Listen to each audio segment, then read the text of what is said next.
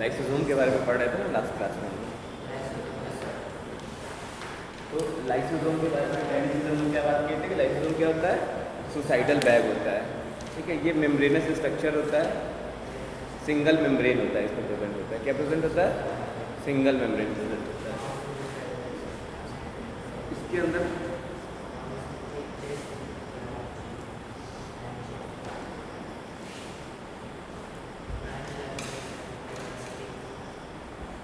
Hydrolytic enzyme या फिर digestive enzymes इसके अंदर प्रेजेंट होते हैं।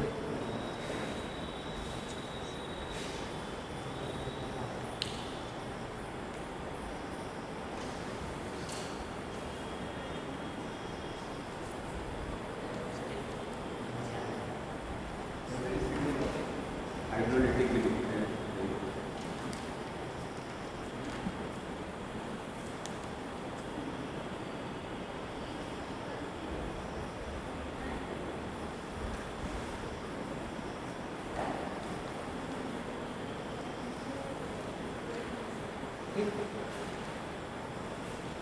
क्या होता है? सिंगल मेम्ब्रेन स्ट्रक्चर होता है।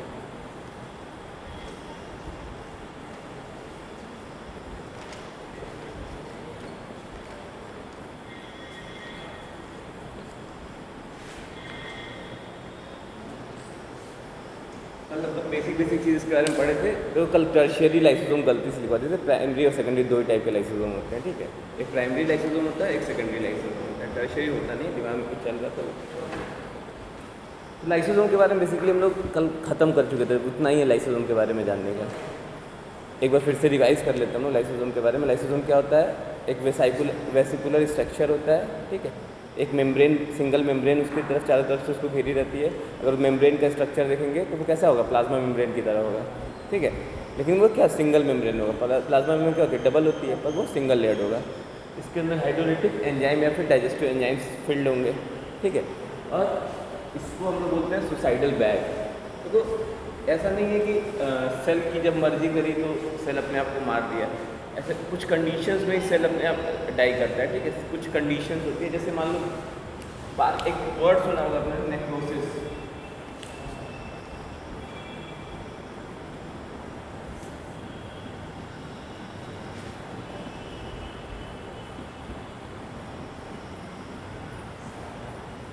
किसी सेल को अगर चोट लग जाती है, कोई सेल है उसको चोट लग जाती है, ठीक है। मान लो अब हम लोग कभी चलते चलते रास्ते में टकरा जाते हैं तो कोई सेल को चोट लग जाती है, तो उसमें नेक्रोसिस या फिर सड़न होने लगती है। उस कंडीशन में क्या होता है? उस सेल को डेड होना ज़रूरी होता है। तो उस कंडीशन में लाइसोसोम एक्टिवेट हो जाता है और आप क्या कहते हैं, सेल को डिजॉल्व कर देता है। अच्छा, एक क्वेश्चन तुम लोग के दिमाग में नहीं है कि आप सर बोल रहे हैं कि एक वेसिकुलर स्ट्रक्चर है, इसके अंदर कुछ एंजाइम्स भरे हुए हैं। ये एंजाइम्स का काम होता है कि ये दूसरे जो भी सेल ऑर्गेनेल्स हैं या सेल हैं उनको डिग्रेड करता है। ये अपनी वॉल को क्यों नहीं डिग्रेड कर देता है? नहीं समझ में आया? तोड़ देता है। जैसे हम बोल रहे थे ना कि यहाँ पे क्या होता है? हाइड्रोलिटिक एंजाइम्स भरे होते हैं। इसी लाइसोसोम क्या है? एक वेसिकुलर स्ट्रक्चर है। ये वेसिकुलर स्ट्रक्चर है, इसके अंदर क्या भरा हुआ है? एंजाइम्स भरे हुए हैं। एंजाइम कैसे हैं? हाइड्रोलिटिक एंजाइम है, फिर डाइजेस्टिव एंजाइम है। इनका काम क्या है कि सेल को, जैसे ये क्या होता है कि यहाँ से मतलब ये चीज़ बाहर आया, ये एंजाइम बाहर आया, बाहर आने के बाद क्या होगा? आपका सेल को डाइजेस्ट कर जाएगा या फिर किसी सेल ऑर्गेनेल्स को डाइजेस्ट कर जाएगा। क्यों नहीं ये अपने खुद के इसको मेम्ब्रेन को डाइजेस्ट कर पाता है? ये मेम्ब्रेन रहता ही नहीं, ये इसको तो इस चीज़ को भी डाइजेस्ट कर जाना चाहिए, करना चाहिए ना, क्यों नहीं करता है? तो देखो मेरा काम है, मैं जहाँ भी रहता हूँ कुछ तोड़ता फोड़ता रहता हूँ, ठीक है। एक नॉर्मल एग्जांपल, तो मैं अपना हाथ भी तोड़ूंगा ना, तो वैसे इसका भी काम है, ये इसका काम ही अगर तोड़ फोड़ मचाना है, चीज़ों को डाइजेस्ट करना है, तो अपना मेम्ब्रेन क्यों नहीं तोड़ रहा है? अब देखो होता है क्या होता है, जब ये पैक्ड होता है, तो इसके अंदर जो भी एंजाइम्स होते हैं वो इनएक्टिवेटेड फॉर्म में होते हैं। किस फॉर्म में होते हैं? इनएक्टिवेटेड फॉर्म में।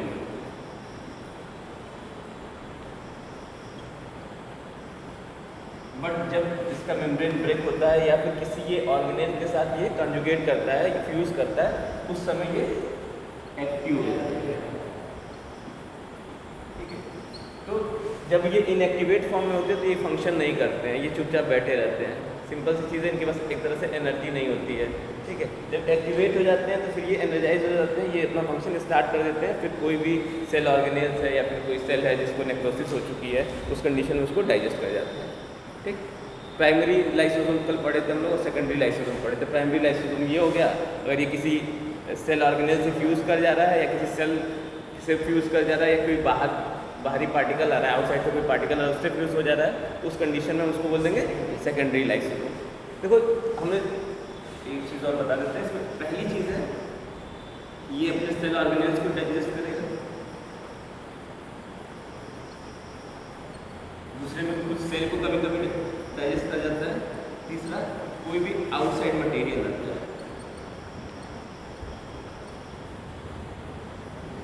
इसका 3 काम होता है, ठीक है। ये आउटसाइड मटेरियल 2 फॉर्म में आ सकता है, एक सॉलिड फॉर्म में आ सकता है और दूसरा लिक्विड फॉर्म में आ सकता है,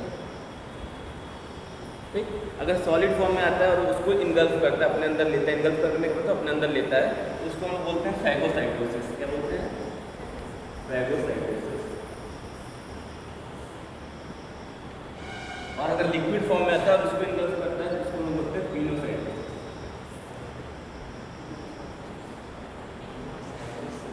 याद करने के लिए याद कर सकते हो, लिक्विड है तो पानी पिएंगे, वो पिनोसाइटोसिस हो गया। उसका जस्ट अपोजिट फैगोसाइटोसिस, उसमें क्या होता है, सॉलिड पार्टिकल है तो उसको इनगल्फ करेगा तो उसको बोलेंगे फैगोसाइटोसिस। तो कोई अगर सॉलिड पार्टिकल को कोई सेल इनगल्फ कर रही है अपने अंदर तो उसको बोलते हैं फैगोसाइटोसिस, और लिक्विड को अगर ले रही है तो उसको बोलते हैं पिनोसाइटोसिस, ठीक। क्लियर है यहाँ तक? लाइसोसोम इतना ही था। अगला सेल ऑर्गेनेल्स है हम लोग का वैक्यूल्स, मिटा देना।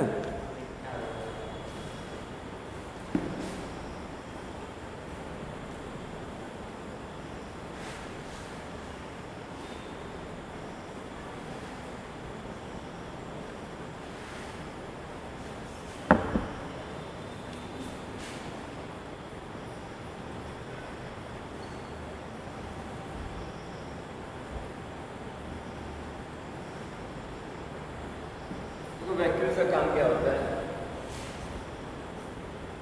ये वाटर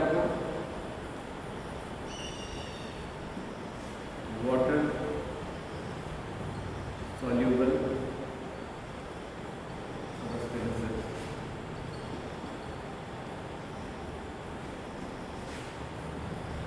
एक्सक्रीटरी मटेरियल,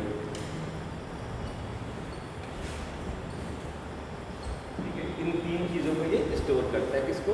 वाटर को स्टोर करता है, वाटर सॉल्यूबल सब्सटेंसेस को, और कोई भी एक्सक्रीटरी मटेरियल है जो किसी सेल में, हर सेल का कोई ना कोई पार्ट टूट रहा है, तो टूट रहा है तो कहाँ जाएगा? तो सेल में ऐसे तो घूमेगा नहीं। जो भी काम की चीज़ें नहीं होती उसको हम लोग एक्सक्रीटरी मटेरियल बोलेंगे यहाँ पे।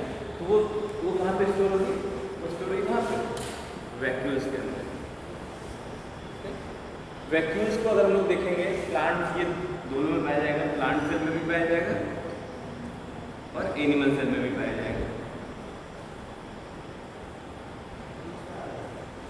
ये प्रोकैरियोटिक सेल में पाया जाएगा,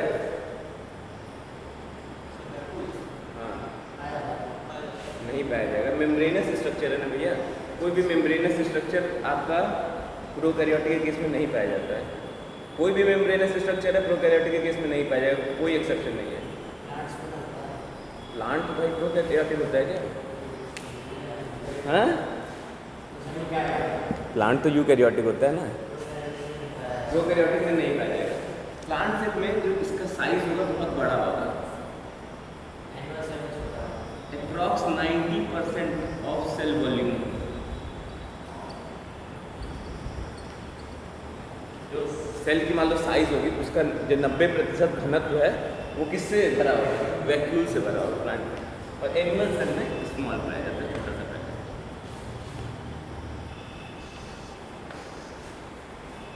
ठीक है, तो वैक्यूल जो होता है उसमें वाटर सॉल्युबल सब्सटेंसेस और एक्सक्रीटरी मटेरियल पाया जाता है। ये भी कैसा ऑर्गन है? ये भी मेम्ब्रेन बाउंड ऑर्गन है, membrane bound cell organ.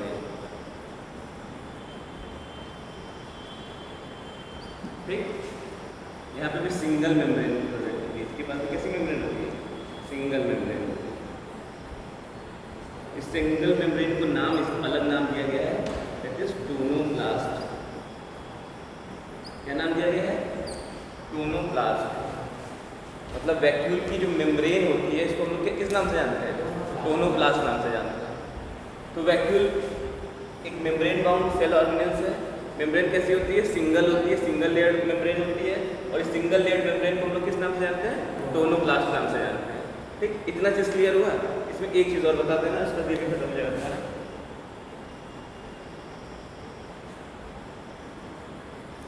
Generally जो हमारा डिफ्यूज़न होता है या फिर ऑस्मोसिस होता है, कैसे होता है? हाई कंसंट्रेशन से टू लो कंसंट्रेशन होता है ना। यहाँ पे लो कंसंट्रेशन से हाई कंसंट्रेशन की तरफ भी मूवमेंट होता है।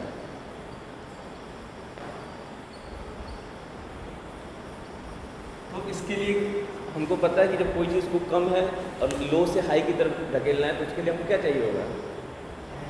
एनर्जी चाहिए होगा। एनर्जी करेंसी बॉडी में एटीपी होती है। तो यहाँ पे एटीपी की हेल्प से क्या होता है? जैसे मान लो अब सेल है, सेल का साइटोप्लाज्म है,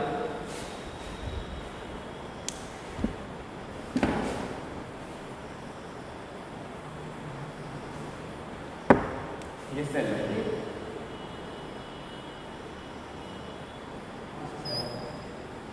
आप प्लांट होगा,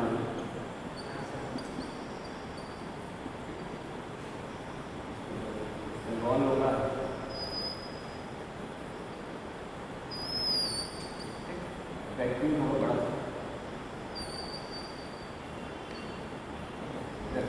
न्यूक्लियस होगा। अब देखो यहाँ पे क्या है, ये वैक्यूम का साइज बड़ा है, काफ़ी बड़ा है। और यहाँ पे क्या है, जिस मटीरियल में ब्रेक डाउन है इनका जो परसेंटेज है, डेंसिटी है वो ज़्यादा है, इसके पीछे यहाँ पे क्या है, कम है। इस कंडीशन में तो नॉर्मल ट्रांसपोर्ट हो जाएगा। ठीक, लेकिन कभी कभी क्या कंडीशन होगी कि अब ये तो इधर ज़्यादा हो गया, फिर भी कुछ सेल ऑर्गेनेल्स फिर से ब्रेक डाउन होंगे तो इधर कम है इस कंडीशन में और इधर ज़्यादा है। इस कंडीशन को फिर इसको पंप करके अंदर करना होगा ना हमें। ये वाटर हुआ, ये वाटर से सब्सटेंस हुआ या फिर कोई भी एक्सक्रीटरी मटेरियल हुआ, आपके साइटोप्लाज्म में कम है, इसके अंदर ज़्यादा है। तो इस कंडीशन में हमको उल्टा भेज रहे हैं ना। ऐसे ट्रांसपोर्ट को कैसे ट्रांसपोर्ट बोलते हैं? Active transport. यहाँ पर किसकी जरूरत पड़ती है? एनर्जी की। एनर्जी किस फॉर्म में चाहिए होता है? एटीपी की फॉर्म। इसके अलावा एक फंक्शन और है, ये टर्गर प्रेशर ये मेंटेन करता है। क्या मेंटेन करता है? Turgor pressure. टर्गर प्रेशर क्या होता है? कोई भी चीज़ है, मान लो ये कोई सेल है, इसमें अगर पहले क्या होगा, नॉर्मल सेल है, सेल मेम्ब्रेन, एक बलून इमेजिन कर सकते हो। बलून है कोई, बलून में हम लोग हल्का पानी भरें, ठीक, तो उसके ऊपर उतना ज़्यादा प्रेशर नहीं पड़ा पानी का, पर उसको हम लोग पानी भरते गए तो एकदम फूल गया तो क्या होगा, जितनी वाटर मॉलिक्यूल्स होंगे तो क्या करेंगे, इसके ऊपर प्रेशर डालेंगे ना,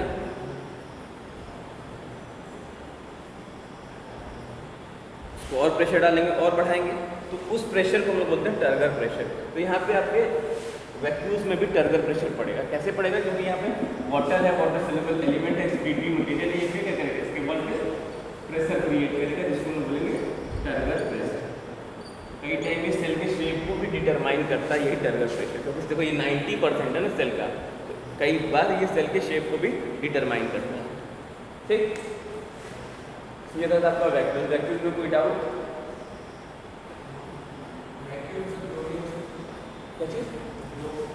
क्या दो? नहीं, जनरली सिंगल वैक्यूल पाया जाता है। जनरली नहीं पाया जाए तो अलग बात है कि जनरली सिंगल वैक्यूल पाया जाता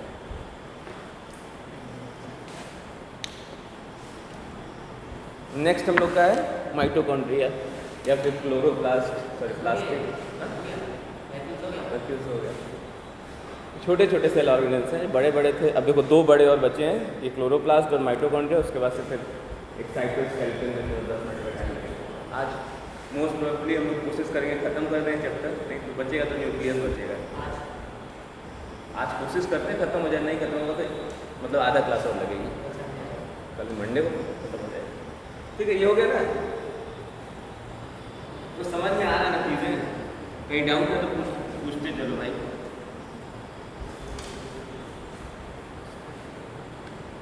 इतने लोग PDF खोल के देखते हैं। हाँ?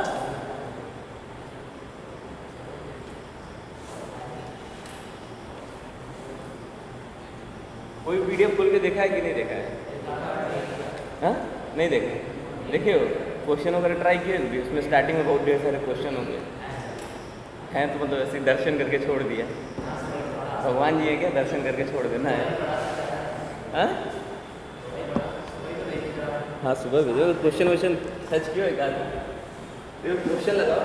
बाकी NCERT देखो, हम लोग का टारगेट होना चाहिए कम से कम 1 साल में 5 बार तो NCERT पढ़ लें दोनों। इतना टारगेट पढ़ लोगे ना, ज़्यादा पढ़ लो तुम्हारी कैपेबिलिटी है, लेकिन मिनिमम एक सबसे कमज़ोर लड़का जो है क्लास का, वो भी कम से कम 5 बार पढ़ेगा। जो तेज़ है भाई वो 10 बार 12 बार उसकी कैपेबिलिटी अपनी है। जो वर्ड नहीं समझ में आएगा लेके क्लास में पूछेगा, कोई दिक्कत नहीं है। नहीं समझ में आए फ़ोटो खींच के पूछेगा, जैसे भी पूछना है पूछेगा। लेकिन NCERT एक एक वर्ड हमको क्लियर होना चाहिए। पूरी NCERT क्लियर होगी, 330 340 मार्क्स कहीं नहीं जाता है, इतने मार्क्स तो आप लेके आ गए। वो जो थोड़े बहुत मार्क्स होते हैं वो बाहर से आते हैं, वो हम लोग डील कर लेंगे क्लास में। लेकिन NCERT के एक एक वर्ड, कोई भी वर्ड मिस नहीं होना चाहिए। इसलिए एक बार में NCERT नहीं किया, कम से कम 4 से 5 बार पढ़ना पड़ेगा NCERT। ठीक, अगला है माइटोकॉन्ड्रिया पढ़ लें।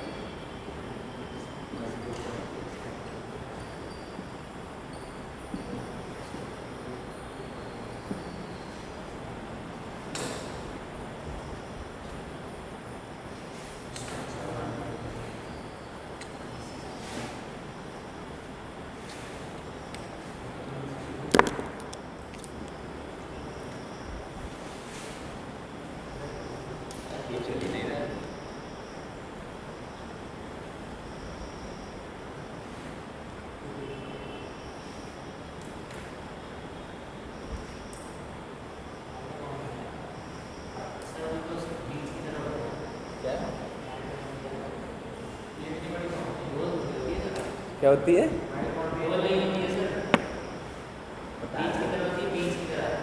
सॉसेज शेप का होता है या फिर तुम्हारा सिलिंड्रिकल शेप का हो सकता है माइटोकॉन्ड्रिया।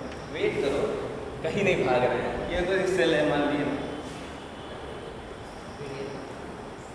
सेल के अंदर हम लोग एक माइटोकॉन्ड्रिया बना दिए, एक इसकी आउटर लेयर हो गई, एक अंदर।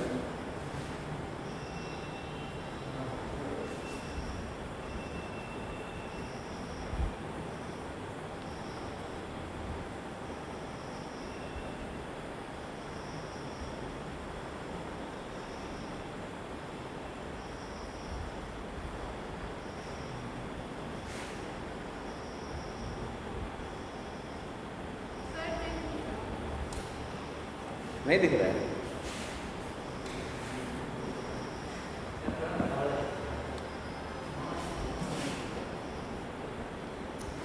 इंक है, इंक डाल दो भाई, ब्लू वाला डाल दो।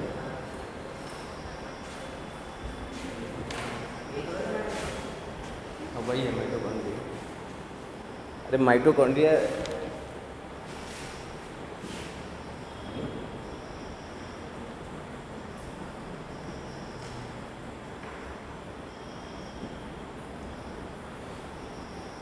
तो धोखा दे रहा है, ब्लैक पेन ग्रीन चल रहा है।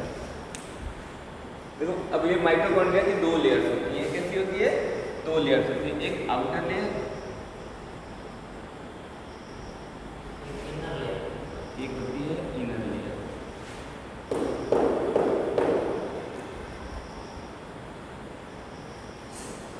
आउटर का मतलब बाहरी और इनर का मतलब अंदरूनी। ठीक है, जो इनर लेयर होती है उसमें क्या होता है? इन्वेजिनेशंस पाए जाते हैं, फिंगर लाइक प्रोजेक्शंस होते हैं। जैसे उंगलियां होती है ना लोगों की, वैसे ही यहाँ पे देखो ये एक उंगली हो गई, ये दूसरी उंगली, फिंगर लाइक प्रोजेक्शंस, मतलब बाहर की तरफ फिंगर लाइक प्रोजेक्शंस बने होते हैं। देखो जो जो इसकी इनर लेयर होती है उसमें कैसा होता है? फिंगर लाइक प्रोजेक्शंस होते हैं। ठीक, इसको हम लोग नाम देते हैं विस्टा। क्या नाम देते हैं? विस्टा। ठीक, कोई डाउट है?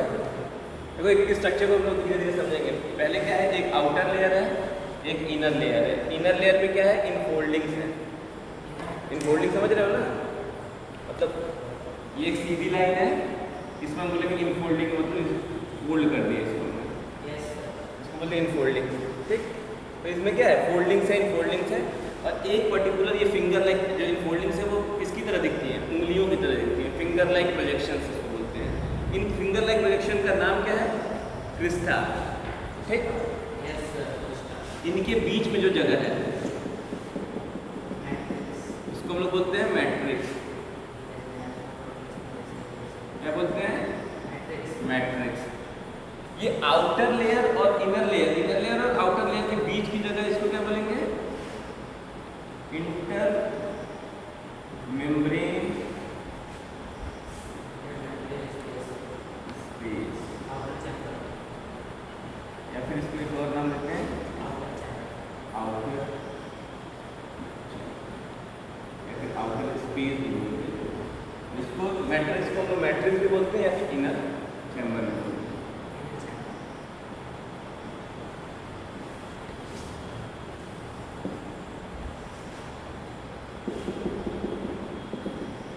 जो मैट्रिक्स होता है इसके अंदर विस्कस सब्सटेंस प्रेजेंट होता है।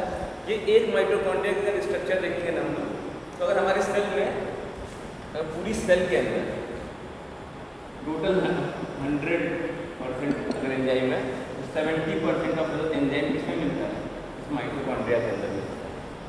मतलब टोटल जितना भी एंजाइम मिलता है वो एक सेल के अंदर, उसका 70% एंजाइम सिर्फ माइटोकॉन्ड्रिया के अंदर पाया जाता है, ठीक है। ये स्ट्रक्चर क्लियर हुआ? एक एक स्ट्रक्चर को मतलब आप लोग को बनाने को बोला जाए तो बना लोगे ना स्ट्रक्चर को। ये भाई रुक जाओ, कहीं जा रहे हो, कहीं जाना है, धीरे धीरे स्लोली करेंगे ना, क्या परेशान हो भाई, जल्दी जल्दी बता दें, कुछ घुसे ही नहीं दिमाग में, क्या मतलब है। बस ये टीचर एक ही चीज़ बार बार बोलता है, थोड़ा डिस्टर्ब है क्या, ऐसा नहीं इसलिए बोलते हैं बार बार कि तुम लोग को याद होती है।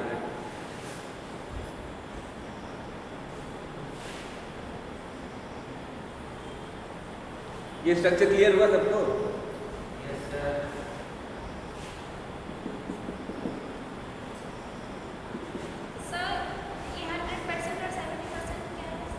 एंजाइम की बात कर रहे हैं, जैसे हर एक सेल में कुछ एंजाइम्स होते हैं। एंजाइम का कल क्लास में थी, एंजाइम क्या होता है तो बताओ, क्लास में नहीं रहे एंजाइम नहीं, एंजाइम पता है उसे, तुम बताओ क्या होता है एंजाइम उसको, कल तुम तो थी ना क्लास में, बताओ उसको एंजाइम बताओ, तुम बताओ।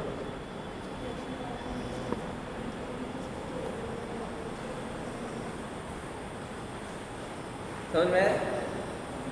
क्या होता है बताओ।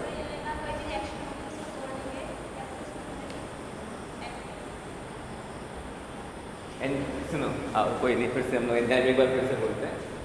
एंजाइम का काम क्या होता है, किसी भी रिएक्शन के रेट को तेज कर देना।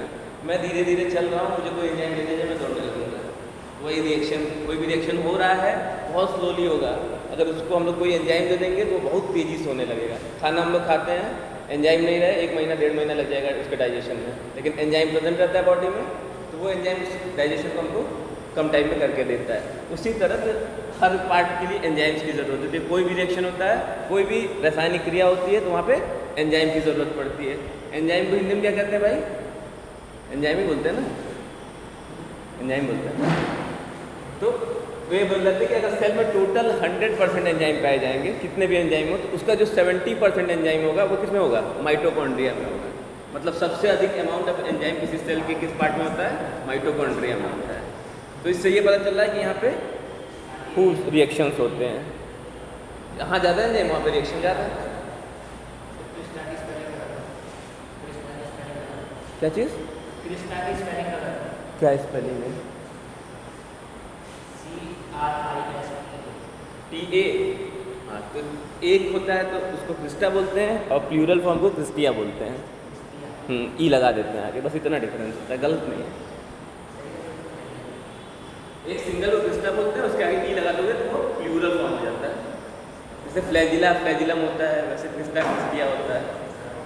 अरे नहीं, क्यों नहीं, गलती हमसे भी हो सकती है, स्पेलिंग तो किसी से गलत हो सकता है, इसमें क्या होता है, अगर कुछ लगे तो पूछ लो। हम भी इंसान हैं, ह्यूमन एरर तो सबसे हो सकती है ना, कोई दिक्कत नहीं है। ठीक, अब देखो इसमें क्या होता है, इसके अलावा अगर हम लोग देखेंगे तो इसमें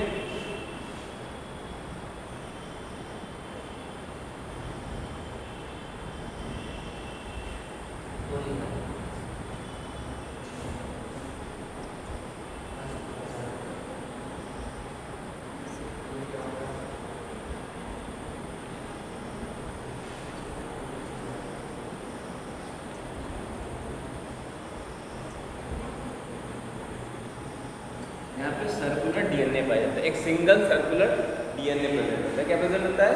सिंगल सर्कुलर डीएनए प्रेजेंट होता है। ठीक, डीएनए है तो डीएनए अगर है, ये देख रहे हो ना, गोल सा डीएनए है, सिंगल मतलब एक इकलौता, सिंगल सर्कुलर, और डीएनए का मतलब तो जानते हो। अगर ये सिर्फ माइटोकॉन्ड्रिया की बात करें, सेल की बात नहीं कर रहे हैं, ये माइटोकॉन्ड्रिया की बात करें। माइटोकॉन्ड्रिया देखो, दो ही ऐसे सेल ऑर्गेनेल्स हैं जहाँ पे डीएनए पाया जाएगा, एक माइटोकॉन्ड्रिया और दूसरा क्लोरोप्लास्ट, सॉरी प्लास्टिड बोल सकते हैं, माइटोकॉन्ड्रिया और प्लास्टिड, वहाँ पे जो है हमारा डीएनए पाया जाएगा। हाँ, एक ही नहीं होता है, बताए तुम्हें। प्लास्टिड का टाइप है क्लोरोप्लास्ट, प्लास्टिड 3 टाइप का होता है, क्लोरोप्लास्ट होता है, क्रोनोप्लास्ट होता है, ल्यूकोप्लास्ट होता है। तो मोर प्रिसाइज क्या हो जाएगा? आएंगे, पढ़ेंगे, अभी पूरा हमको प्लास्टिड पढ़ना है। कहाँ जा रहे हो भाई? अगला टॉपिक ही वही है। कहाँ तक आया क्या? हाँ, सर्कुलर डीएनए है, डीएनए है, इसके साथ कुछ आरएनए भी पाया जाता है। ये दोनों है तो प्रोटीन बनेगी। और प्रोटीन बनाने के लिए किसी एक चीज़ की ज़रूरत होती है। किसकी ज़रूरत होती है? प्रोटीन सिंथेसिस कहाँ होता है? बोलो बोलो, गलत बोलो कोई बात नहीं, बोलो बस। प्रोटीन सिंथेसिस कहाँ होती है? भाई साहब, एक पूरा टॉप एंडोप्लाज्मिक रेटिकुलम के ऊपर कुछ पाया जाता है ना, एंडोप्लाज्मिक रेटिकुलम किसमें? राइबोसोम। तो यहाँ पे क्या मिलेगा आपको? हो गया ना, इनको क्या भाई?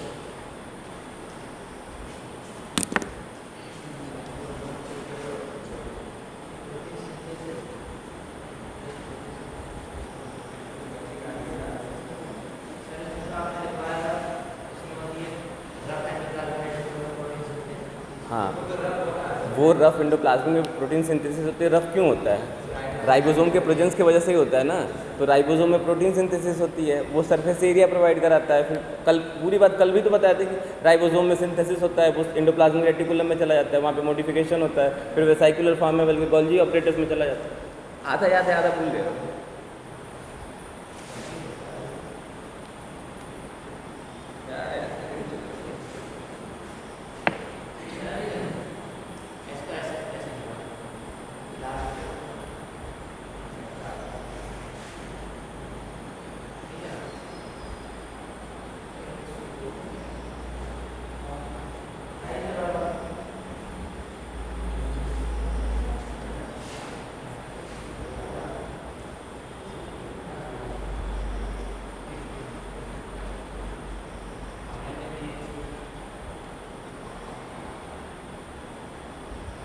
इसमें वो डाले थे कि नहीं डाले थे?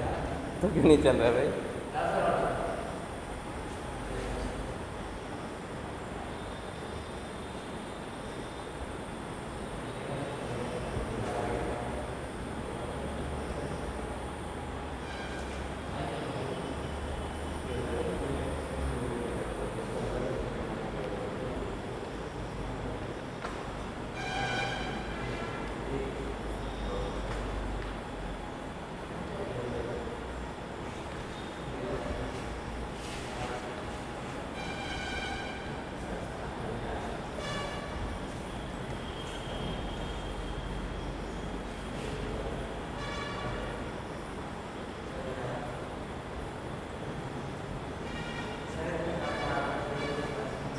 सब ऐसे ही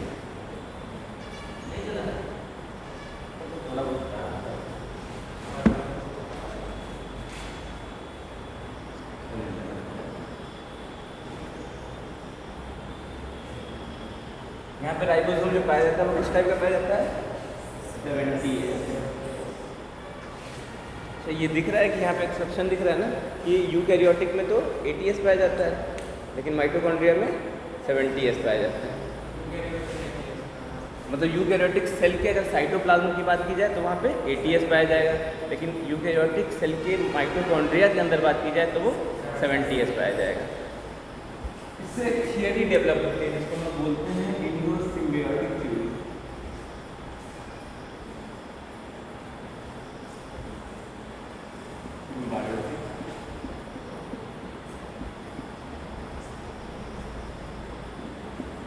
अभी इस थ्योरी को हम डिस्कस करेंगे। ये जो थ्योरी है दो ऑर्गेनेल्स के लिए होती है, एक माइटोकॉन्ड्रिया के लिए होती है और दूसरी क्लोरोप्लास्ट के लिए।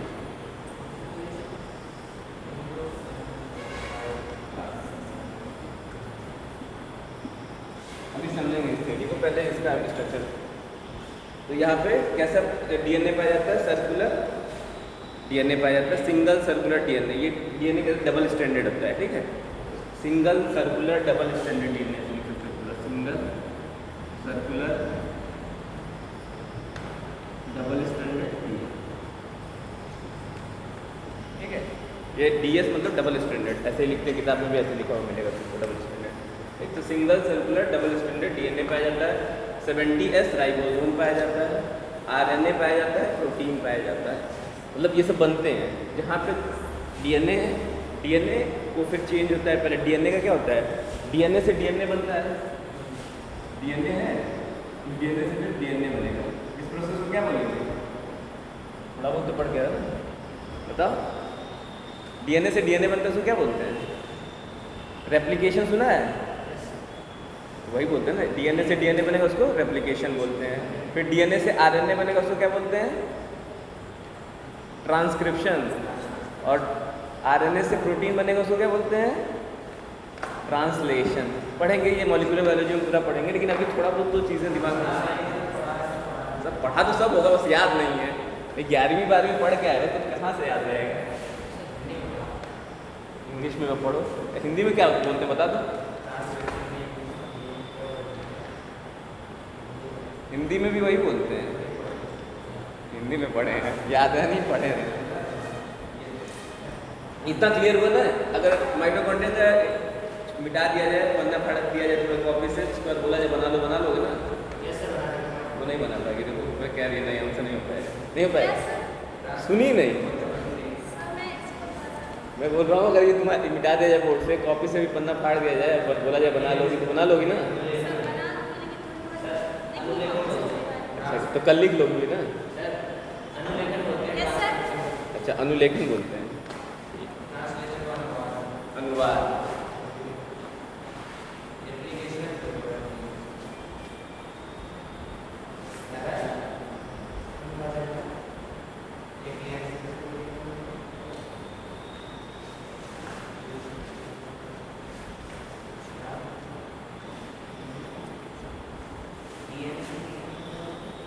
तो यहाँ पे क्या है? डबल स्टैंडर्ड सर्कुलर डीएनए है।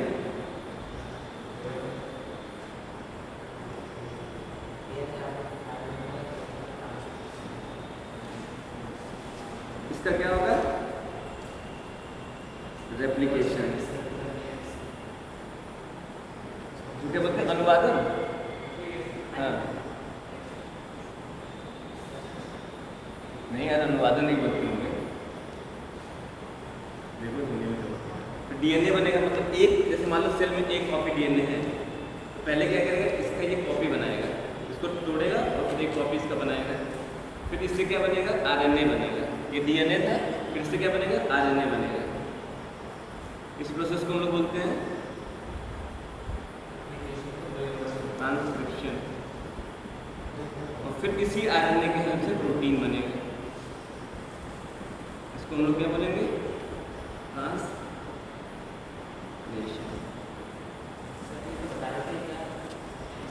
इंडोसिम्बियोटिक 3 बता रहे हैं, सब्र करो, ठीक है। तो ये अब ये हम प्रोटीन, इससे हमको पता चल रहा है कि वो क्या है, जो हमारा माइटोकॉन्ड्रिया है वो प्रोटीन की भी सिंथेसिस कर ले रहा है। तो इसका मतलब वो क्या है? अपने ऊपर डिपेंडेंट है। तो ये कंप्लीट डिपेंडेंस तो नहीं होता है, पर वो जो सेमी डिपेंडेंस होता है उसका खुद पे होता है। तो उसको हम लोग बोलते हैं सेमी ऑटोनॉमस ऑर्गेनेल। क्या बोलते हैं? Semi autonomous.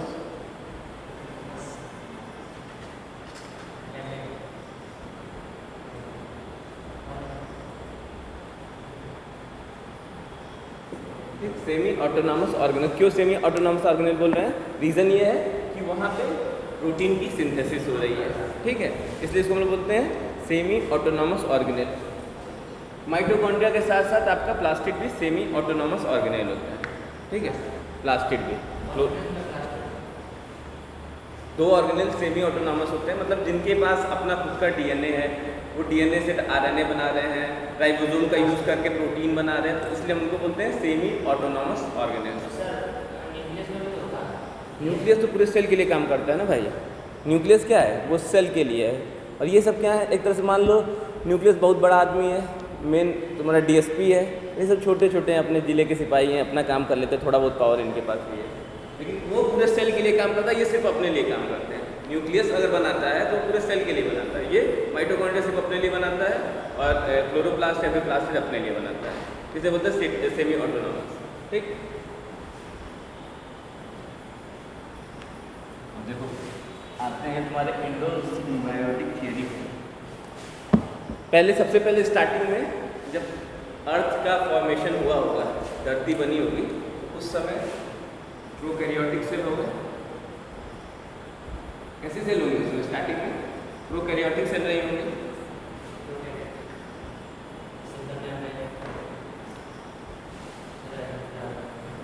प्रोकैरियोटिक सेल रही होंगी, ठीक है, ये सारी प्रोकैरियोटिक सेल्स रही होंगी। देखो ये प्रोकैरियोटिक सेल है, इसमें क्या है, प्रोकैरियोटिक सेल में क्या होता है, सर्कुलर डीएनए होता है, सिंगल होता है, ठीक, डीएनए है, इसके पास कोई ऑर्गेनेल नहीं है। प्रोकैरियोटिक का मतलब कोई भी मेम्ब्रेन बॉन्ड ऑर्गेनेल नहीं है, बस इसके पास क्या है, एक राइबोसोम होगा, वो भी कैसा होगा 70S टाइप का।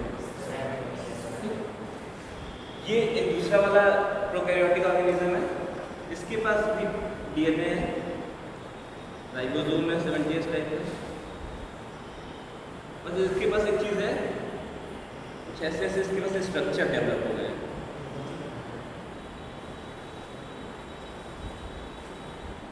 इसके अंदर क्लोरोप्लास्ट है, क्लोरोफिल है, क्लोरोफिल। इसके पास एक कैपेबिलिटी है, ये भी प्रोकैरियोटिक है, ये भी प्रोकैरियोटिक है, सारे जितने हैं वो प्रोकैरियोटिक है, लेकिन इसके पास कैपेबिलिटी क्या है, ये सनलाइट का यूज़ करके फोटोसिंथेसिस करता है और उससे फूड बनाता है, ग्लूकोज बनाता है, लेकिन इसके पास नहीं है। अब ये क्या करेगा, एक दिन इसको लगी भूख, इसने क्या किया, इसको खा लिया, ये चला गया अंदर इसको खा गया, ठीक, फैगोसाइटोसिस के थ्रू। वही तो, अब क्या होगा, ये इसके अंदर गया तो दो चीज़ हो सकता था, या तो इसको डाइजेस्ट कर ले, या तो ये उसका एक सेल ऑर्गेनेल्स की तरह हो जाए।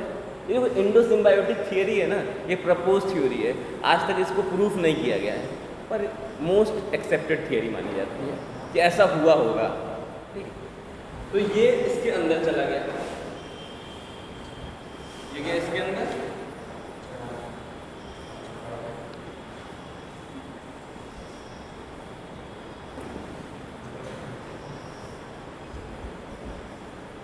अब ये इससे रिक्वेस्ट किया कि भैया आप मुझे मत खाओ, मैं आपको क्या दूंगा, ग्लूकोज दूंगा,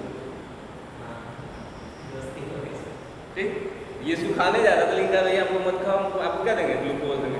कहा चलो ठीक है, एक काम तो मेरा हो गया, अब उनको फालतू का मेहनत नहीं पड़े, खाने का कुछ मिल गया, चलो। तो ये इसका एक फायदा था, तो ये इसको किसी दिन और मन किया तो इसको भी इंगल्फ कर गया। अब वही क्या कहते हैं, सोने के अंडे देने वाली मुर्गी मिल गई तो क्यों खाए, इसके अंदर रखा रहेगा, ये बना के ग्लूकोज देगा। एक ये भाई साहब थे, ये भी प्रोकैरियोटिक सेल थे, इनके पास भी न्यूक्लियस था, इनके पास भी राइबोसोम था, प्लस इनके पास एक कैपेबिलिटी थी कि ये जो है एटीपी का फॉर्मेशन करते थे, ग्लूकोज से एटीपी बनाते थे, इनके पास ऐसी कैपेबिलिटी थी। एक दिन ये इसको भी इंगल्फ कर गया। भाई मेरा ग्लूकोज बता रहे हैं, देखो ये जो ग्लूकोज इसको मिलता था, ये क्या करता था कि इसको ब्रेक डाउन करता था ग्लूकोज का एटीपी में, पर कंप्लीट ब्रेक डाउन नहीं होता था। जनरली अभी देखेंगे यूकेरियोटिक में 38 एटीपी निकलता है एक ग्लूकोज से, लेकिन इतनी एटीपी बेचारे के अंदर दम नहीं था कि इतनी एटीपी निकाल पाए। ग्लूकोज तो ये दे रहा है, पर वो 2-4 एटीपी में किसी तरह अपना काम चला रहा है, गरीब है। ये कहा भैया मुझे इनको खाया, दूसरे वाले को बस न्यूक्लियस राइबोसोम, ये इसको इसके पास एटीपी बनाने की कैपेबिलिटी, ये था मेरे पास ऐसी कैपेबिलिटी है कि ये जो ग्लूकोज आप ले रहे हैं ये आप मुझे दे दीजिएगा। अच्छा क्यों तुम्हें दे भाई, दे के देखिए ना, हम इस ग्लूकोज को ऐसा तोड़ेंगे 38 ATP देंगे। अब आपको कुछ नहीं करना पड़ेगा, इसको मेहनत करना था ना, पहले ATP बनाना था कि भाई राजा टेंशन करना, ये ग्लूकोज बना के दे रहा है, ये उस ग्लूकोज को लेके उसको ATP बना के दे रहा है, एनर्जी सारी मिल रही है आराम से। तो ऐसे करके आपके यूकैरियोटिक सेल का डेवलपमेंट होगा। ऐसी थियरी है इवोल्यूशन की। ये पहले प्रोकैरियोटिक सेल रहे होंगे, कई टाइप के प्रोकैरियोटिक सेल्स पाए जाते हैं। कुछ प्रोकैरियोटिक सेल के पास कैपेबिलिटी होती है कि वो फोटोसिंथेसिस कर लेते हैं, कुछ के पास नहीं होती है, कुछ के पास होता है कि वो ATP फॉर्मेशन बहुत ही बेहतर तरीके से करते हैं। तो ये क्या हुआ होगा, मे बी वो इनगल्फिंग किया होगा जो बड़ा वाला प्रोकैरियोट रहा होगा, वो छोटे वाले प्रोकैरियोट्स को इनगल्फ कर गया होगा, और बाद में वो धीरे धीरे उनके ऑर्गेनेल की तरह काम करना स्टार्ट कर दिए होंगे। मतलब अब ये दोनों क्या हो गए, एक तरह से स्लेव हो गए ना इसके, गुलाम। भाई साहब आप मुझे ग्लूकोज दो, तुम ATP दो, बोल रहा है वो कर रहा है। तो ये क्या होगा, धीरे धीरे सेल ऑर्गेनेल बन गए इनके। पहले तो ये इंडिपेंडेंट सेल हुआ करते थे, बट बाद में इवोल्यूशन के प्रोसेस में ये इसके क्या बन गए, सेल ऑर्गेनेल बन गए। ठीक, तो इसी को कहते हैं इंडो-सिम्बायोटिक थियरी। अगर इंडो-सिम्बायोटिक थियरी को तोड़ेंगे ना, इंडो का मतलब क्या होता है, इनसाइड, अंदर। ठीक, क्या होता है, अंदर। सिम्बायोटिक इकोलॉजी अगर तुम लोग पढ़े होगे तो वहाँ पे सिम्बायोटिक वर्ड सुने होंगे, जिसमें क्या होता है, लाइकेन सुना है, लाइकेन। लाइकेन को क्या हिंदी में बोलते हैं, शैवाल ही बोलते हैं, लाइकेन ही होता है। तो लाइकेन का काम क्या होता है, लाइकेन किससे मिलकर बना होता है, एल्गी से और फंजाई से। यही दो स्ट्रक्चर होते हैं ना प्रेजेंटेशन में, दोनों एक दूसरे का सपोर्ट करते हैं। एल्गी क्या करता है, फूड बनाता है, और न्यूट्रिएंट फंजाई प्रोवाइड कराता है। तो एक दूसरे के साथ कैसे रिलेशन में, सिम्बायोटिक, सहकारिता बोलते हैं शायद इसको हिंदी में, हाँ, सह उपकारी। ठीक है, तो सह उपकारी, तो सिम्बायोटिक भाई। इसमें क्या होता है कि ये पहले बाहर था, इसको डर था कोई और खा जाएगा, लेकिन अब क्या हुआ, इसने इनगल्फ कर लिया। तो इसके क्या कर रहा है, ये इनको ATP दे रहा है, ये इनको ग्लूकोज दे रहा है, लेकिन ये इनकी क्या कर रहा है, सुरक्षा कर रहा है ना। बाकी कोई अब तो इनको नहीं खा सकता है, तो इनको प्रोटेक्शन भी मिल गया और इससे इनको ATP मिल गई। तो एक ऐसा रिलेशन हो गया, सिम्बायोटिक रिलेशनशिप हो गया। लेकिन ये इसके अंदर है, इसलिए इसको लोग बोलते हैं इंडो-सिम्बायोटिक थियरी। ठीक, क्लियर हुआ कि नहीं इंडो-सिम्बायोटिक थियरी? कहीं डाउट हो तो पूछो। तो ये मतलब बेसिकली ये बताने की कोशिश की जा रही है कैसे प्रोकैरियोटिक सेल यूकैरियोटिक सेल में चेंज हुआ होगा through evolution process.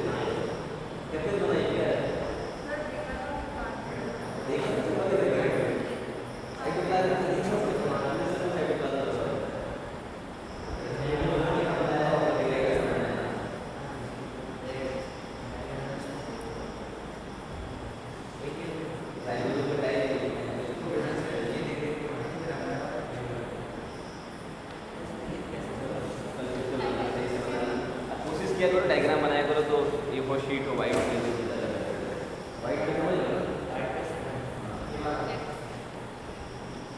Black white ये लाइनिंग वाला डायग्राम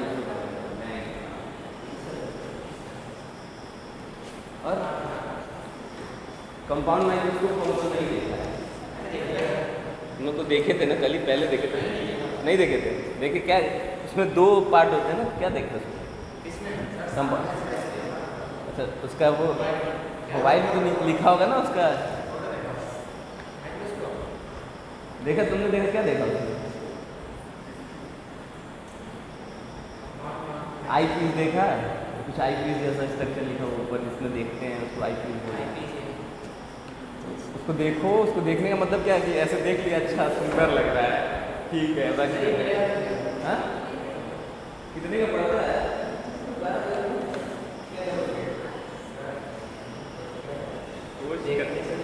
एडमिशन लो, बहुत सारे माइक्रोस्कोप मिलेंगे, भर भर के मिलेंगे, इतने मिलेंगे डेली 2-4 खराब करना, कोई दिक्कत नहीं होगा। हम लोग ऐसे मिलता था कॉलेज में, ये सब खराब है, ये दूसरा दीजिए, एक दिन में 4-4 माइक्रोस्कोप तोड़ते थे।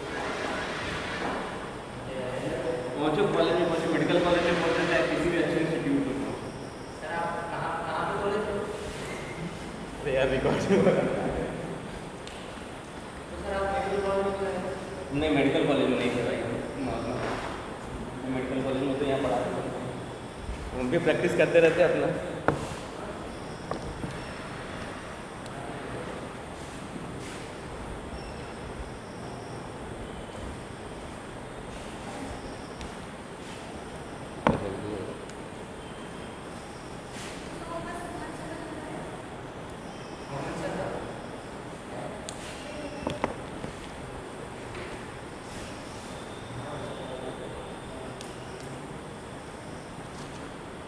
चलो देखो माइटोकॉन्ड्रिया हम लोग पढ़ रहे थे ना, माइटोकॉन्ड्रिया यार हम लोग को जल्दी जल्दी करना है,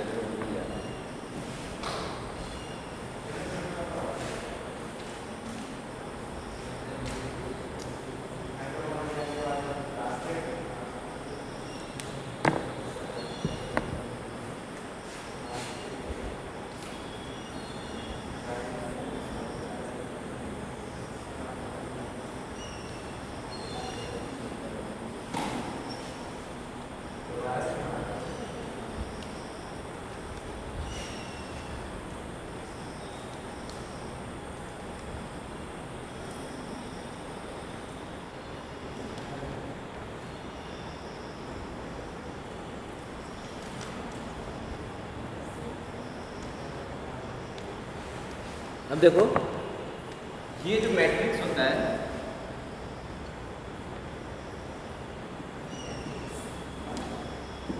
यहाँ पे होता है क्रेब्स साइकिल, क्या होता है यहाँ पे क्रेब्स साइकिल।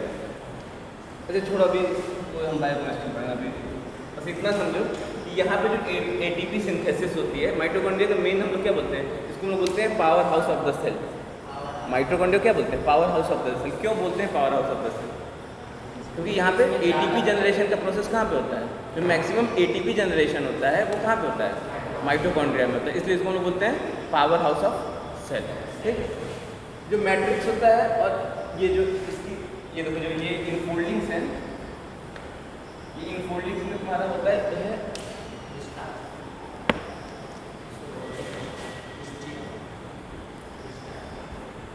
यहाँ पे प्रोटीन इम्बेडेड होते हैं। ठीक है, ये क्रिस्टिया होती है, क्रिस्टा होता है, यहाँ पे क्या होता है?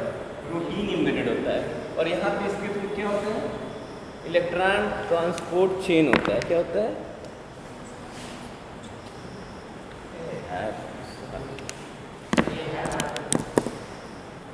यहाँ छोड़ दिया।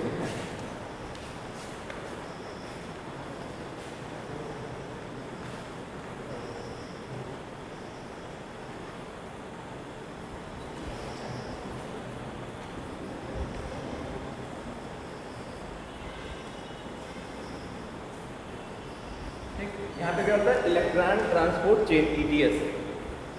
और यहाँ पे क्या होता है? मैट्रिक्स के अंदर क्या होता है? Krebs cycle. अभी नाम जान लो, बाकी काम क्या है हमें जानेंगे। क्रेब्स साइकिल मतलब यहाँ पे ये जो स्ट्रक्चर है, यहाँ पे जो होता है मैट्रिक्स, यहाँ पे जो प्रोसेस होता है क्रेब्स साइकिल होती है। तो क्या होता है थोड़ा सा जान लो।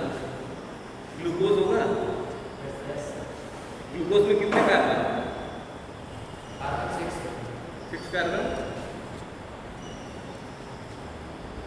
6 कार्बन होगा। ये ग्लूकोज टूट जाता है एक पाइरुवेट में। किसमें? पाइरुवेट में। पाइरुवेट में टोटल कितने कार्बन होते हैं? 3 कार्बन होते हैं, मतलब 2 पाइरुवेट में टूटा होगा। ठीक, ये ग्लूकोज टूट गया किसमें? पाइरुवेट में। Pyruvate, PYRVATE, pyruvate. ठीक, हाँ, जैसे ग्लूकोज है वैसे ये भी एक तरह का केमिकल है, तो उसे नाम याद करना पड़ेगा। 3 कार्बन से बना हुआ एक केमिकल कंपाउंड है। ठीक है, ये ग्लूकोज टूट गया किसमें? पाइरुवेट में। अब पाइरुवेट हमको करना क्या होता है ना, ये जो बॉन्ड है, जो कार्बन को जोड़ा है, उस बॉन्ड को जोड़ने में कुछ एनर्जी लगी होगी। जब वो बॉन्ड टूटेगा तो वो एनर्जी रिलीज होगी। उसी एनर्जी का यूज़ करके हम बनाते हैं ATP। ATP कुछ नहीं होता, एनर्जी होता है। ये ATP कैसे बनता है?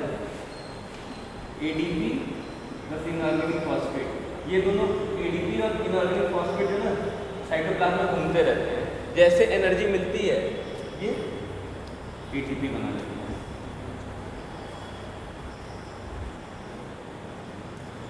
और जब एनर्जी की ज़रूरत होती है तो ये ATP टूट जाती है, ADP प्लस इनऑर्गेनिक फॉस्फेट, और साथ में एनर्जी रिलीज हो जाती है।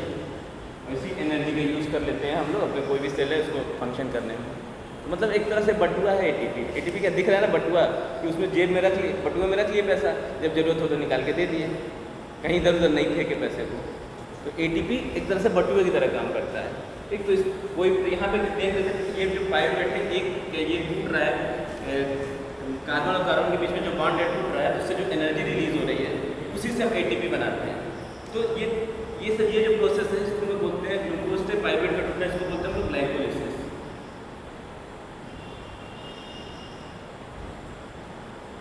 क्या बोलते हैं? ग्लाइकोलिसिस। ग्लूकोज से पाइरुवेट बनने के प्रोसेस को, ग्लूकोज यहाँ पे क्या हो रहा है? टूट रहा है।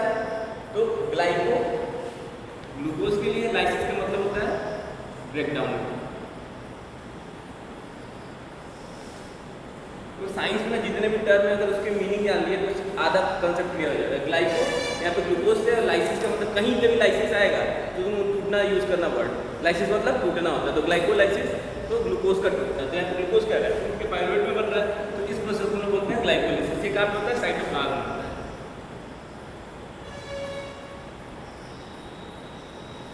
ठीक है, इसके बाद ये चला जाता है तुम्हारे माइटोकॉन्ड्रिया में, जहाँ पे क्रेब्स साइकिल होती है। ठीक, क्रेब्स साइकिल होने के बाद यहाँ से कुछ ATP निकलता है, NADH निकलता है और FADH निकलता है। क्रेब्स साइकिल के बाद देखो ये मोटा मोटा हम लोग जब पढ़ेंगे तुम्हारा रिस्पिरेशन पढ़ेंगे तो पूरा एक स्टेप डिस्क्राइब करेंगे। अभी मोटा मोटा देखना है हमें कैसे क्या होता है। अभी जब प्लांट फिजियोलॉजी पढ़ेंगे उसमें रिस्पिरेशन पढ़ेंगे तो एक एक चीज़ को हम लोग खोल के देखेंगे। तो अभी इतना देखो कि ग्लाइकोलिसिस पर ग्लूकोज टूट गया किसमें? पाइरुवेट में। ये पाइरुवेट चला गया कहाँ पे? इसके मैट्रिक्स के अंदर। मैट्रिक्स के अंदर क्रेब्स साइकिल हुआ और क्रेब्स साइकिल के थ्रू हमको क्या मिला? ATP मिला थोड़ा सा, उतना ज़्यादा ATP नहीं मिला, थोड़ी सी ATP मिली, NADH मिला और FADH मिला।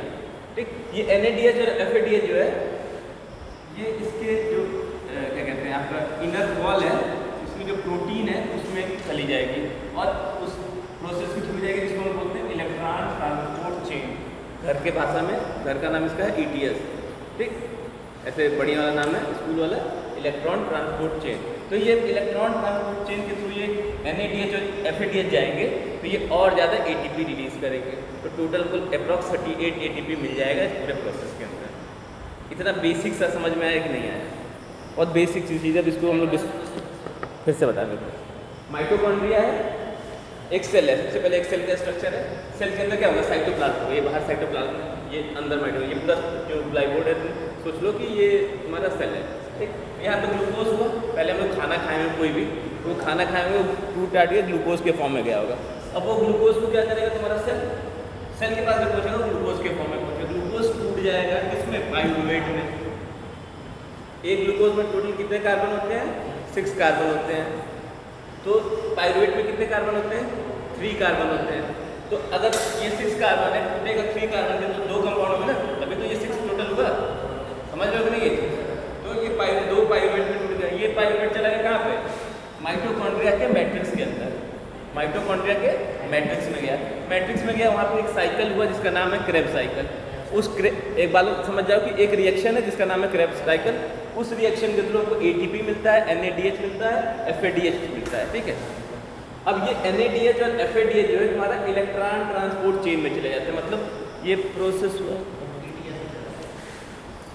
यहाँ पे ना, यहाँ पे प्रोसेस हुआ होगा कहीं, ठीक, यहाँ से ये इधर चले गया होगा, ठीक। और यहाँ पे ढेर सारी प्रोटीन्स हैं, इन प्रोटीन्स के थ्रू इलेक्ट्रॉन ट्रांसपोर्ट चेन होता है। बेसिकली इलेक्ट्रॉन का ट्रांसपोर्ट होता है, एक पूरे प्रोसेस होती है।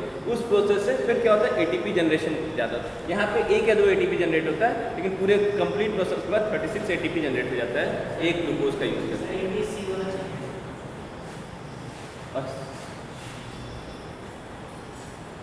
सॉरी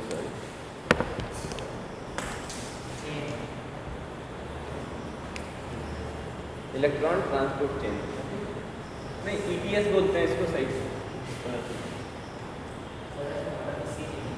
इसको सिस्टम बोलते हैं।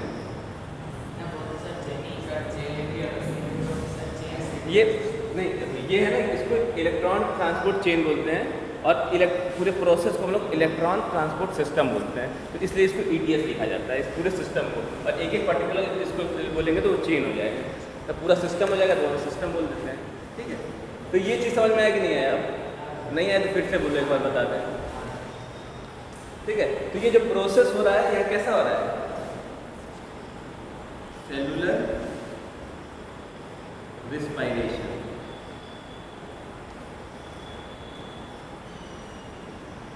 माइटोकॉन्ड्रिया के अंदर ATP जनरेशन का जो प्रोसेस है उसको क्या बोलते हैं हम लोग? सेलुलर रिस्पिरेशन, ठीक है। सेलुलर रेस्पिरेशन क्या बोलते हैं? सेलुलर रेस्पिरेशन, ठीक। ये जो पूरा प्रोसेस है, पूरा जो प्रोसेस है एज अ होल बोला जाए, क्या हो रहा है? सेलुलर रेस्पिरेशन हो रहा है कि सेलुलर रेस्पिरेशन के थ्रू ही एनर्जी जनरेट होती है। अच्छा, एक क्वेश्चन, अब ये तो माइटोकॉन्ड्रिया है, तो माइटोकॉन्ड्रिया हमेशा यूकैरियोटिक में हो रहा है, यूकैरियोटिक है ना। तो यूकैरियोटिक में जो रिस्पिरेशन है, रेस्पिरेशन है, वो कैसा है? एनएरोबिक रेस्पिरेशन है या फिर एरोबिक रेस्पिरेशन है? देखो, सेलुलर रेस्पिरेशन 2 टाइप का होता है, एक होता है एरोबिक रेस्पिरेशन, दूसरा होता है एनएरोबिक रेस्पिरेशन। एरोबिक रेस्पिरेशन जिसमें ऑक्सीजन की ज़रूरत पड़ती है, और एनएरोबिक रेस्पिरेशन जहाँ पे ऑक्सीजन नहीं ज़रूरत पड़ता है, यहाँ पे एरोबिक रेस्पिरेशन होगा। यूकैरियोटिक है ना, यूकैरियोटिक के केस में एरोबिक रेस्पिरेशन होगा, क्योंकि हमें ऑक्सीजन की ज़रूरत पड़ती है ना। किसको? क्यों नहीं पड़ेगी? हमारे ही सेल के अंदर तो है, माइटोकॉन्ड्रिया हमारे ही सेल के अंदर है, ठीक। देखो, हमारे बॉडी में ही कहीं कहीं पे एनएरोबिक रेस्पिरेशन भी होता है। सेलुलर रेस्पिरेशन 2 टाइप का होता है, एरोबिक और दूसरा एनएरोबिक। लिख दें,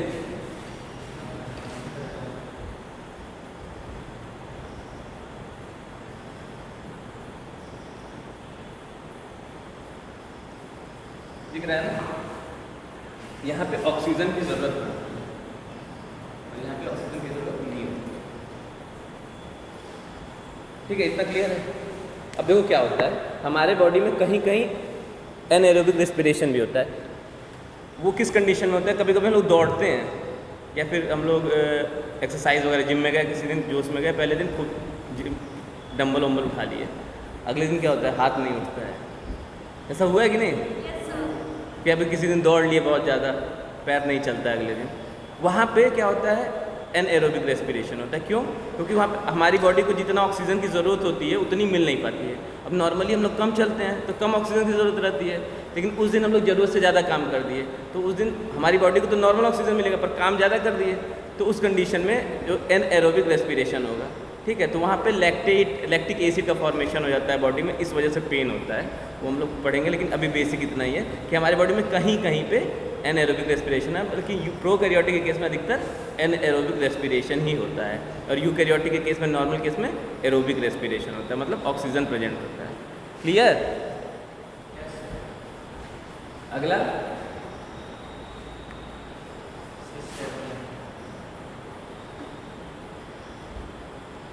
प्लास्टिड पढ़ते हैं।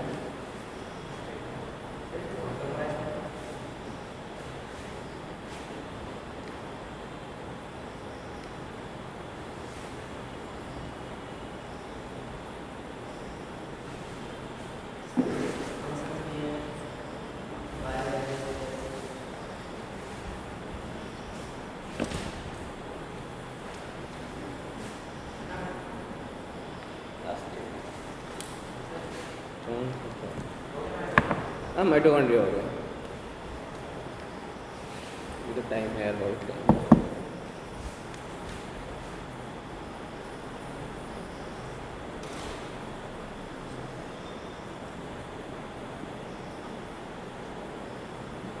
ठीक है, प्लास्टिड पढ़ते हैं। प्लास्टिड जो होता है बेसिकली 3 टाइप का होता है। पहला दैट इज अ क्लोरोप्लास्ट, दूसरा क्रोमो, और तीसरा ल्यूकोप्लास्ट।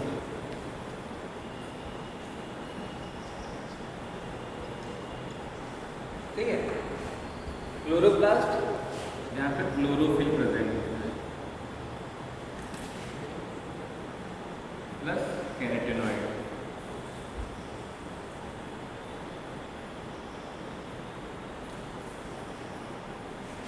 क्रोमो का मतलब ही होता है कलर। क्या होता है मतलब इसका? कलर। तो क्रोमोप्लास्ट में ज़ैंथोफिल पाया जाता है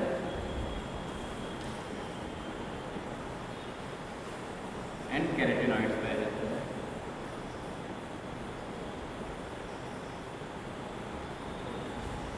ल्यूकोप्लास्ट 3 टाइप का होता है।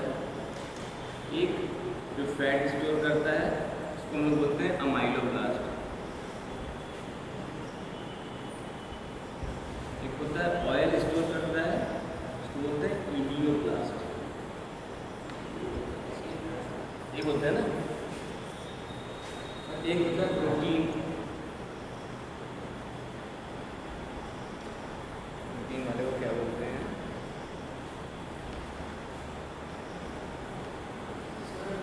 प्रोटीन जिसमें कन्वर्ट होता है, तो भी याद आएगा बता देंगे दिमाग से करके। माइलोप्लास्ट होता है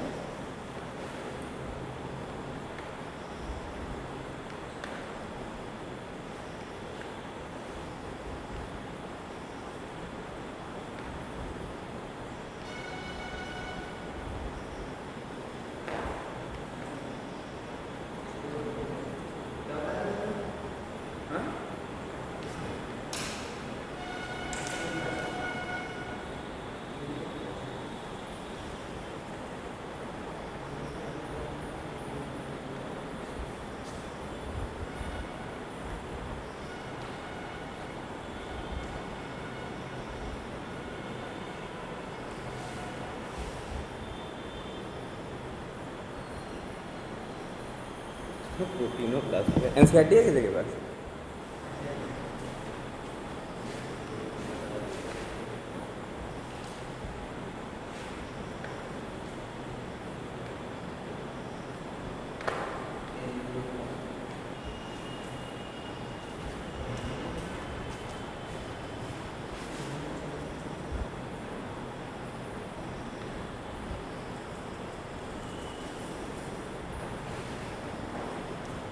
ठीक है,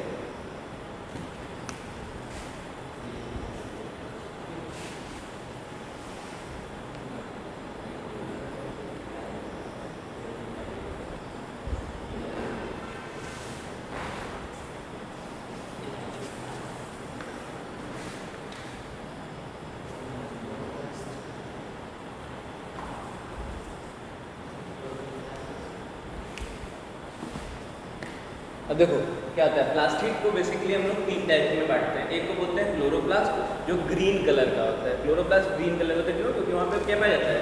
क्लोरोफिल पाया जाता है। ठीक, दूसरे को हम लोग बोलते हैं क्रोमोप्लास्ट। क्रोमोप्लास्ट, क्रोमो का मतलब होता है कलरफुल।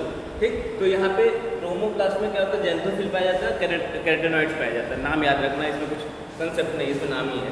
ठीक, इनका काम क्या होता है? डिफरेंट कलर इम्पार्ट करते हैं। क्या करते हैं? डिफरेंट कलर इम्पार्ट करते हैं। जैसे रेड कलर,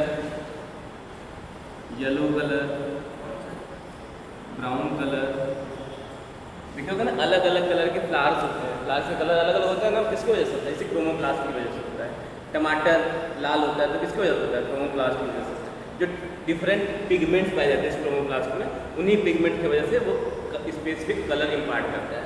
और लास्ट होता है ल्यूकोप्लास्ट, इसकी होता है कलरलेस, इसका कोई कलर नहीं होता, या फिर इसको कई जगह तुमको मिल जाएगा वाइट। तो बायो में वाइट कलर या कलरलेस दोनों एक ही माना जाता है। पानी को कई जगह वाइट भी बोलेंगे, कई जगह कलरलेस बोलेंगे। इसी तरह ल्यूकोप्लास्ट क्या होता है? कलरलेस ही बेसिकली कहा जाता है, कुछ किताब में वाइट भी लिखा पाया जाता है, ठीक है। तो कलरलेस होता है ल्यूकोप्लास्ट। ल्यूकोप्लास्ट का काम क्या होता है? ये स्टोरेज करता है। क्या करता है? स्टोरेज करता है। किसका किसको स्टोर करता है? ये फैट को स्टोर करता है, ऑयल को स्टोर करता है और प्रोटीन को स्टोर करता है, ठीक। फैट को जब स्टोर करता है तो इसको हम लोग, फैट नहीं हुआ यहाँ पर, सॉरी इसको मिटा दिया, कार्बोहाइड्रेट होगा। फैट और ऑयल एक ही चीज होगी,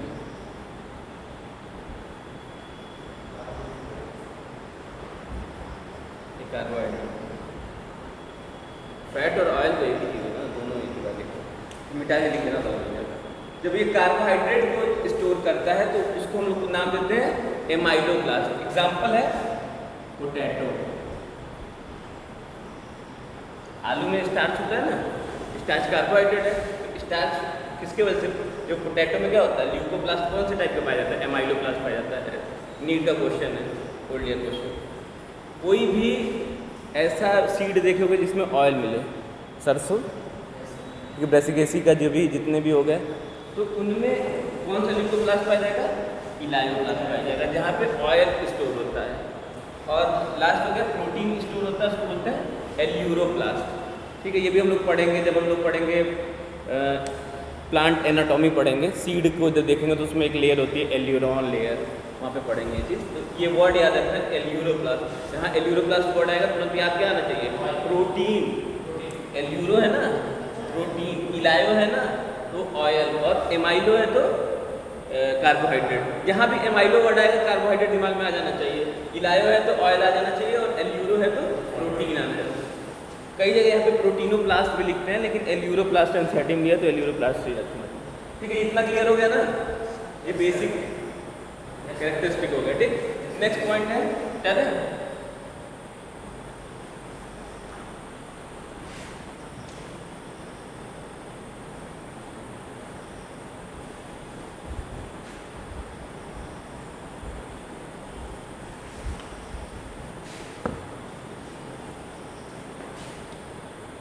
स्ट्रक्चर को देखते हैं।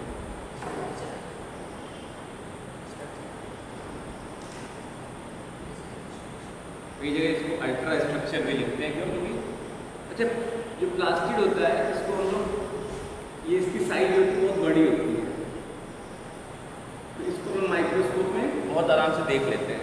लेकिन जो माइटोकॉन्ड्रिया होता है उसको बिना स्टेन किए नहीं देख पाते हैं। इसको जो क्लोरोप्लास्ट होता है इसकी साइज़ बड़ी होती है, इसलिए इसको हम लोग बिना स्टेन किए देख लेते हैं। अभिरंजक बोलते हैं ना स्टेनिंग को, तो क्या कहते हैं, बिना स्टेन किए हम लोग प्लास्टिक को देख लेते हैं। लेकिन अगर बात किया जाएगा उसका क्या कहते हैं माइटोकॉन्ड्रिया का, तो उसकी साइज छोटी होती है और उसको स्टेन करना पड़ता है। क्या करना पड़ता है? स्टेन करना पड़ता है, कलर देना पड़ता है। स्टेन का मतलब कलर देना पड़ता है। तो कलर देंगे तो माइटोकॉन्ड्रिया तभी दिखेगी माइक्रोस्कोप में। और ये क्या होगा, माइक्रोस्कोप में नॉर्मली हम देखेंगे तो हमें क्लोरोप्लास्ट दिख जाएगा। इसका दो रीज़न है, साइज बड़ा होता है, दूसरा ग्रीन कलर का होता है या फिर किसी कलरफुल होता है, और ल्यूकोप्लास्ट को हमको कलरलेस होता है, ठीक।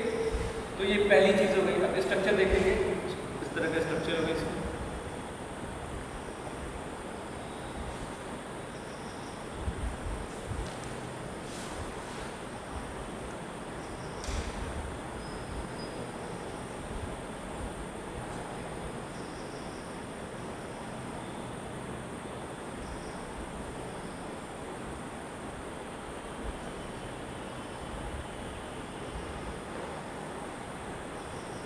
बेसिकली इसका स्ट्रक्चर देखते हैं, क्लोरोप्लास्ट इनको डिटेल में क्लोरोप्लास्ट पढ़ना है। क्यों क्लोरोप्लास्ट डिटेल में पढ़ना है? क्योंकि यही तो सब कुछ कराता है। एनर्जी का मेन सोर्स कौन है? अब प्लांट नहीं रहेंगे, खाना नहीं बनाएंगे तो हम लोग भी तो भूखे ही रह जाएंगे ना। तो इसीलिए हमको पढ़ना है क्लोरोप्लास्ट के बारे में। जो क्लोरोप्लास्ट का स्ट्रक्चर कैसा होता है, एक आउटर लेयर होती है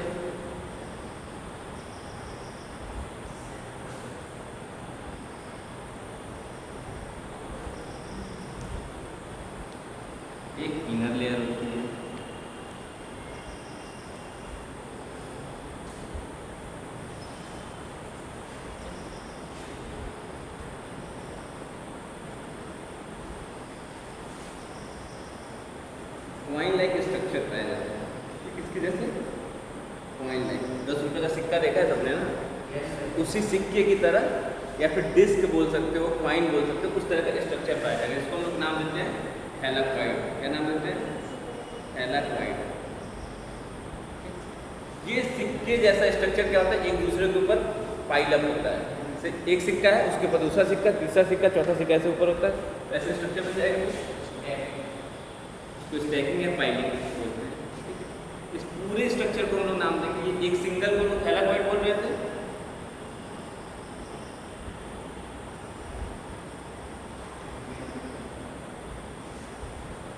क्या बोलते हैं? ग्रैनम बोलते हैं। क्या बोलते हैं? ग्रैनम। ठीक, ऐसे ढेर सारे स्ट्रक्चर प्रेजेंट होते हैं।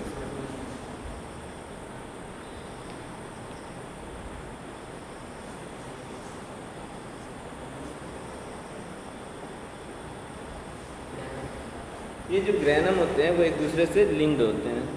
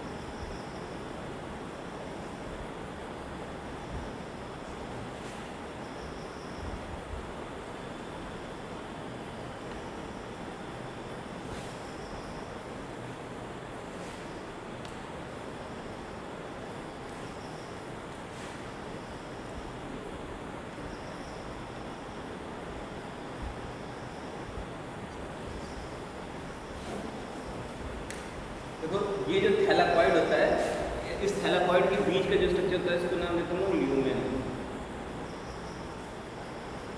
क्या नाम देते हैं? ल्यूमेन बोलते हैं। अगर एक थैलाकॉइड, ये जैसे एक थैलाकॉइड हो गया, इसके बीच में कोई जगह होगी ना, इसको हम लोग क्या बोलेंगे? ल्यूमेन बोलेंगे। हाँ हाँ, ल्यूमेन। अब ऐसा नहीं है कि एक जगह जो पा गया दूसरी जगह नहीं मिलेगा, यहाँ पे भी नाम है, जो खाली जगह स्पेस है उसको ल्यूमेन बोल देते हैं। एक थैलाकॉइड के अंदर जो ग्रीन ग्रीन कलर का दिख रहा है, ये क्या है? क्लोरोफिल है। क्या है?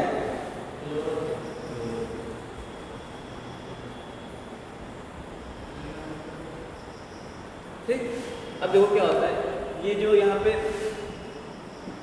विस्कस सब्सटेंस भरा होता है, इसको हम नाम देते हैं स्ट्रोमा। क्या बोलते हैं? वहाँ पे क्या बोलते थे माइटोकॉन्ड्रिया में? हाँ, स्ट्रोमा लैमिना किसको बोलेंगे? इसको बोलेंगे जो ऐड कर रहा है। मैं ये वाला एरिया बोलते हैं, इसको सिर्फ स्ट्रोमा बोलते हैं। ये जो ऐड कर रहे हैं, एक दूसरे ग्रैनम को जोड़ रहे हैं, उनको स्ट्रोमा लैमिना बोलते हैं। ठीक है, तो ये जो पर्टिकुलर जगह है इसको बोलते हैं हम लोग यहाँ पे स्ट्रोमा। और वही माइटोकॉन्ड्रिया में क्या बोलते थे, जो जगह थी अंदर की? मैट्रिक्स। ठीक है, यहाँ पे क्या बोलते हैं? स्ट्रोमा। अब याद रखना स्ट्रोमा को, स्ट्रोमा वर्ड से कुछ सिमिलर वर्ड आ रहा है ना, स्टॉम। स्टॉम का मतलब जान लो ना क्या होता है? बताओ वेस्ट, आप बताओ स्टॉम मतलब क्या होता है? स्टॉम आया है, ये अंग्रेजी का वर्ड है यार। तूफान उफान, आंधी तूफान आता है ना, बोलते हैं स्टॉम आ गया है। तो स्टॉम आता है तो फिर क्या होता है? लाइट वेट भाग जाती है, तो फिर क्या होता है? अंधेरा हो जाता है। तो स्ट्रोमा को हम लोग कैसे याद रखेंगे? बहुत अंधेरी जगह होगी, डार्क जगह होगी। ठीक है, कंसेप्ट अभी इससे बनेगा, इसलिए मैं बता रहा हूँ। स्ट्रोमा को हम लोग क्या बोल रहे हैं कि वो डार्क होता है। अब देखो यहाँ पे, तो ये हो गया थैलाकॉइड हो गया, पूरे को ग्रैनम बोल दिए। अब देखो क्या होता है, यहाँ पे दो तरह के रिएक्शंस होते हैं पूरे क्लोरोप्लास्ट के अंदर। एक को हम नाम देते हैं लाइट रिएक्शन,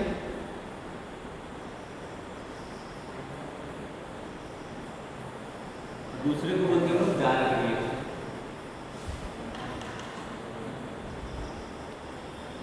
डार्क रिएक्शन कहाँ पे होगा? इसमें दो तरह का रिएक्शन होता है, एक को बोलते हैं लाइट रिएक्शन और दूसरे को बोलते हैं डार्क रिएक्शन। तो डार्क रिएक्शन कहाँ होगा? हमेशा स्ट्रोमा में होगा, इसीलिए हम उनको डार्क और स्ट्रोमा में लिंक बैठा रहता है, याद रहे। और लाइट रिएक्शन किसमें होगा? हमारे थैलाक्वाइड में होगा। किसमें होगा? थैलाक्वाइड में होगा। क्यों इसका नाम लाइट रिएक्शन दे रहे हैं? हम लोग लाइट रिएक्शन या डार्क रिएक्शन बोल रहे हैं तो कोई रीज़न तो होगा ना, ऐसे मन से तो बोलता नहीं, ऐसा कुछ नहीं है। अब देखो तुम सही जा रहे हो थोड़ा सा। क्लोरोफिल होता है तो क्लोरोफिल को किसकी ज़रूरत पड़ती है? लाइट की। तो इसलिए वहाँ पे जो रिएक्शन होता है उसको मतलब सनलाइट की ज़रूरत होती है, इसलिए वहाँ पे जो रिएक्शन होता है उसको हम लोग बोलते हैं लाइट रिएक्शन। और उससे दूसरे को हमको डिफ्रेंशिएट करना है तो इसलिए दूसरे को बोल देते हैं डार्क रिएक्शन। ऐसा नहीं है कि वो रात में होता है, ऐसा कुछ नहीं, दिन में वो भी होगा, पर उससे डिफ्रेंशिएट करना होता है, इसलिए उसको लोग बोल देते हैं डार्क रिएक्शन। ठीक है, तो दो टाइप के रिएक्शन पाए जाते हैं, one is light reaction and other is dark reaction. Light reaction क्या होता है? थैलाक्वाइड या ग्रैनम के अंदर होता है, और जो डार्क रिएक्शन होता है स्ट्रोमा के अंदर। ठीक है,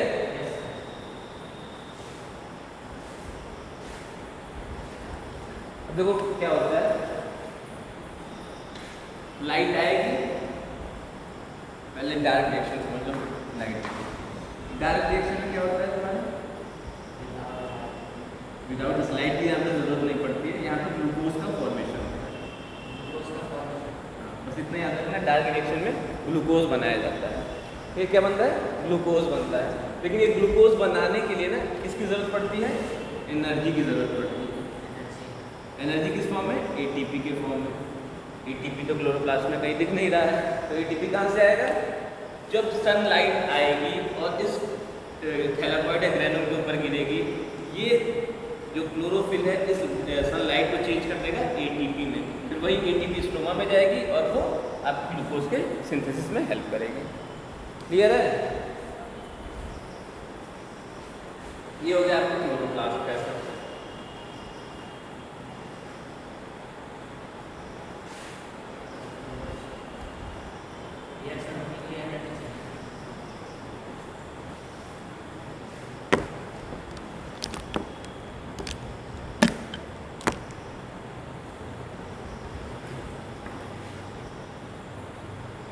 नेक्स्ट स्ट्रक्चर है साइटोस्केलेटन। ठीक है, ये हो गया क्लियर। नेक्स्ट है साइटोस्केलेटन।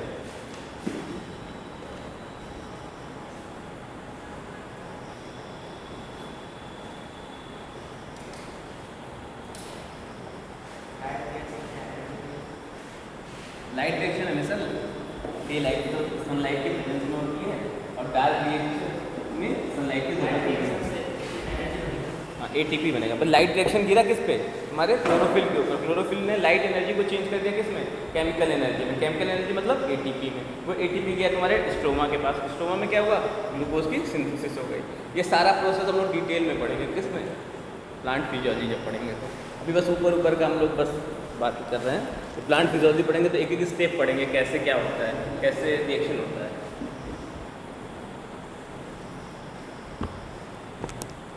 अगला है साइटोस्केलेटन।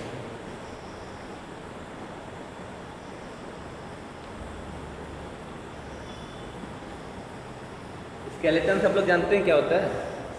हाँ, सबके बॉडी में स्केलेटन है। हम लोग के बॉडी में स्केलेटन है कि नहीं? क्या? अरे आप कहाँ हो? वहाँ नहीं जाना है। हम नॉर्मल स्केलेटन वर्ड से क्या दिमाग में आता है? हड्डियाँ आती हैं ना, ढांचा, हड्डियाँ जो हम लोग की बॉडी में जो हड्डियाँ होती है उसको स्केलेटन सिस्टम बोलते हैं ना। हड्डियों का जो सिस्टम है उसको स्केलेटल सिस्टम बोलते हैं। ठीक है, तो ऐसे ही जैसे हमारे बॉडी को शेप प्रोवाइड कराती है हड्डियाँ, क्या करती है? बोन्स का काम क्या होता है बेसिकली? बोन्स या फिर स्केलेटन का काम क्या होता है?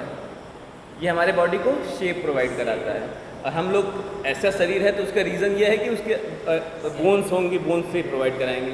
ठीक है, उसके अलावा ऑर्गन एक पर्टिकुलर डेस्टिनेशन, कौन ऑर्गन कहाँ पे है, ऑर्गन का मतलब समझ रहे हो ना, वो ऑर्गन कहाँ पे है, पर्टिकुलर डेस्टिनेशन, वो किसकी वजह से होता है? हमारे स्केलेटल की वजह से ही होता है। तो प्रॉपर शेप प्रोवाइड कराता है, ठीक है, और ऑर्गन्स का एग्जैक्ट डेस्टिनेशन बताता है। वैसे ही ये साइटोस्केलेटन है। साइटो का मतलब सेल, सेल के अंदर भी कुछ स्केलेटल पाए जाते हैं, ठीक है, जो क्या प्रोवाइड कराएंगे, सेल का शेप प्रोवाइड कराएंगे, सेल को शेप प्रोवाइड कराएंगे। नहीं तो ऐसा तो रहेगा स्केलेटल कोई नहीं रहेगा तो सेल क्या होगी, पिचक जाएगी। हाँ एग्जैक्टली, पिचक जाएगी ठीक है। तो उसको जो स्ट्रक्चर है और उसके मतलब वेरियस तुम्हारे सेल ऑर्गेनेल्स है, तो उनको जगह, अब ऐसे क्या है कि सेल ऑर्गेनेल्स है, यहाँ पे ये सेल है, यहाँ पे माइटोकॉन्ड्रिया को घूमना चाहिए, और माइटोकॉन्ड्रिया ये लिक्विड भरा हुआ है, ऐसे भी लिक्विड घूमते घूमते टहलते इधर उधर टहल रहा है, साइकिल उठाया ये घूम रहा है इधर से उधर, कहाँ पे अच्छी हवा चल रही है, कहाँ नदी किनारे बैठ सकते हैं, घूम रहा है। तो इसको रोकने के लिए कोई तो चाहिए ना, तो कौन रोकता है इसको, साइटोस्केलेटन, ठीक है। तो वो कोई भी सेल ऑर्गेनेल्स कहाँ रहेगा उस चीज़ को भी वो साइटोस्केलेटन डिसाइड करता है, ठीक है। साइटोस्केलेटन हमारे बॉडी में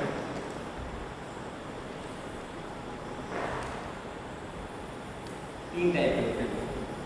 एक it is a microtubule,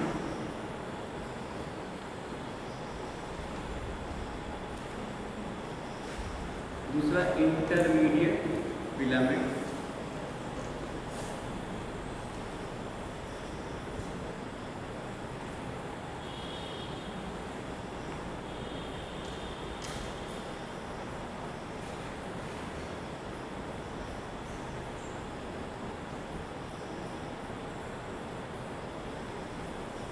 microfilament. ये तीन साइटोस्केलेटन एक सेल में पाए जाते हैं, एक किसी पर्टिकुलर सेल में तीन पाए जाते हैं। हम लोग यूकैरियोटिक की बात कर रहे हैं, ठीक है।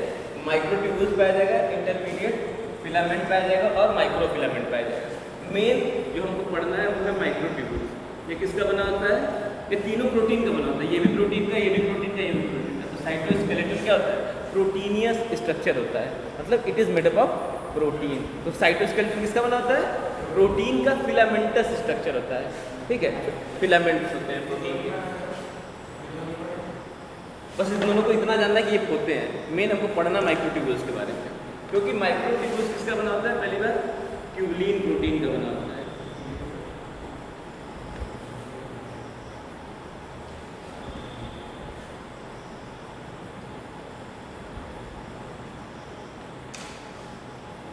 तीन जगह माइक्रोट्यूब्यूल्स होते हैं, एक सीलिया और फ्लैजिला में,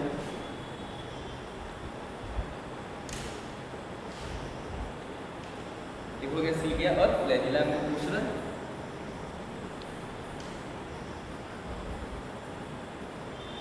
सेंट्रियोल और सेंट्रोसोम में,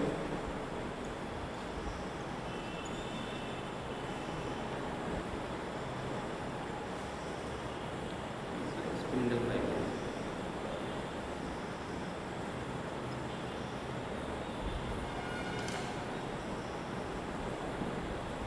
तीन जगह पाए जाते हैं ये माइक्रोट्यूब्यूल्स। मतलब बेसिकली सीलिया, ये कुछ स्ट्रक्चर्स हैं जो हमारे सेल में पाए जाते हैं, सीलिया और फ्लैजिला, सेंट्रियोल, सेंट्रियोसोम और स्पिंडल फाइबर। ये सब किससे मिलके बने होते हैं, माइक्रोट्यूब्यूल से मिलके बने होते हैं, ठीक। एक एक स्ट्रक्चर को हम डिस्क्राइब करेंगे। तो तीन स्ट्रक्चर होते हैं, एक सीलिया, एक फ्लैजिला। फ्लैजिला पढ़ा है ना हमने प्रोकैरियोटिक में, प्रोकैरियोटिक में फ्लैजिला किससे बना रहता है,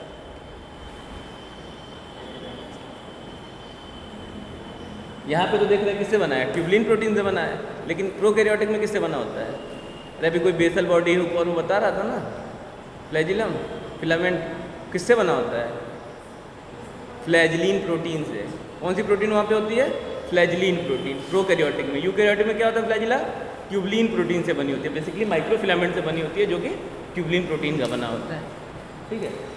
ठीक है, करके देखते हैं। सबसे पहले सीलिया और फ्लैजिला के बारे में देख लेते हैं।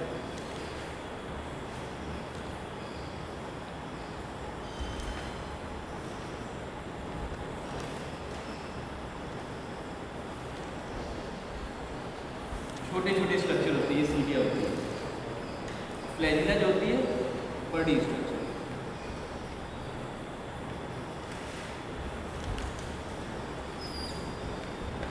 अच्छा, फ्लैजिला पाए जाते हैं हमारे बॉडी के सिर्फ एक सेल में, सीलिया तो बहुत जगह पाए जाते हैं। सीलिया ना, जैसे ये हम लोग का पूरा सिस्टम है, डाइजेस्टिव सिस्टम है, वो हर जगह सीलिया होता है, वो हेल्प करता है खाना जो खाते हैं उसको नीचे की तरफ ढकेलने में। फ्लैजिला सिर्फ एक जगह पाया जाता है, हमारे सिर्फ एक सेल में पाया जाता है, वो पाया जाता है हमारे ह्यूमन स्पर्मेटोजोआ में।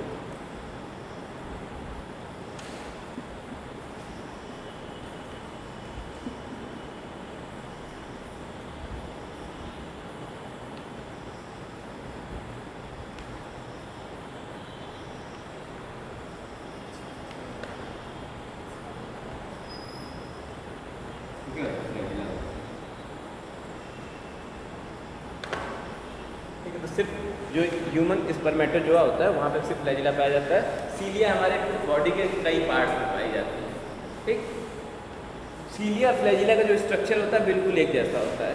अपन क्या करेंगे, सीलिया को काट देंगे या फ्लैजिला को काट देंगे। अब इसको हम लोग काट दिए, जैसे मान लो ये बड़ा सा ऐसा स्ट्रक्चर रहा हो, तो इसको अगर हम काट देंगे तो हमको सामने से सिर्फ ये स्ट्रक्चर दिखेगा ना, ये वाला पोर्शन, तो उसी को हम लोग बोलते हैं, इसका हम लोग क्रॉस सेक्शन काट रहे हैं, ठीक है, क्रॉस सेक्शन काट रहे हैं।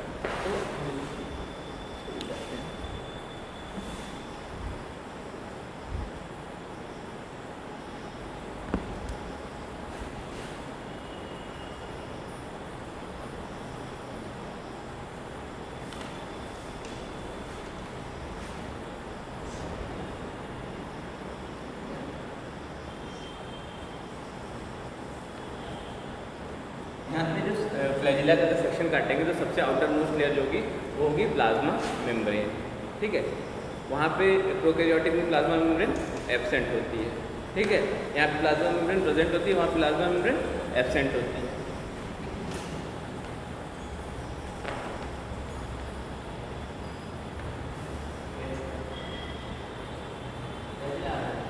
फ्लैजिला का स्ट्रक्चर दिखा रहे हैं कैसा होता है।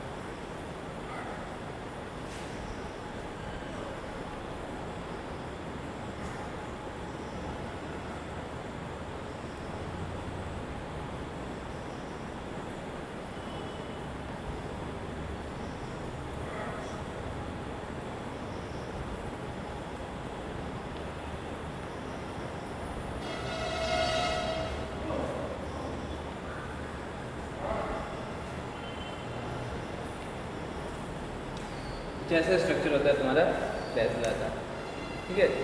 अब इस तरह साइड से देख रहे हो, ये वाला स्ट्रक्चर हमको दिख रहा है, ऐसे दिख रहा है, तो ये वाला स्ट्रक्चर दिख रहा है सामने से। ये क्या है, ये एक माइक्रोट्यूब्यूल है,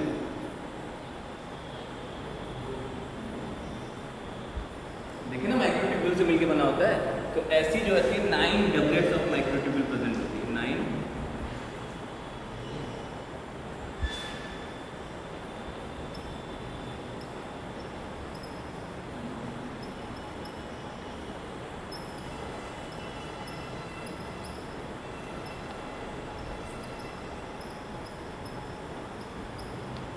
ठीक है, तो यहाँ पे तो 9 जो है डबलेट ऑफ, एक डबलेट मतलब एक माइक्रोट्यूब्यूल उसके साथ में दूसरा, तो 2 हो गया, तो 9 ऐसे 1 2 3 4 5 6 7 8 9, टोटल 9 है ना।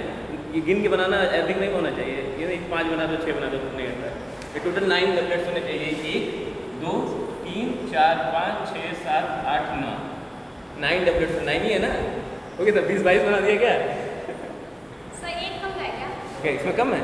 मेरे वाले में। तो बनाओ उसको भाई, 9 होने चाहिए, 9 डबलेट्स होने चाहिए। फिर ये सर एक नेक्स्ट टाइम काट, नेक्स्ट टाइम क्या भूल जाओगे सर, काट के फिर से बनाओ। उतना छोटा बना दिखा है, उस बड़ा वाला कोई दिक्कत नहीं है, थोड़े ये बड़े इतना बड़ा किया है, इतना बड़ा तो ये ना बना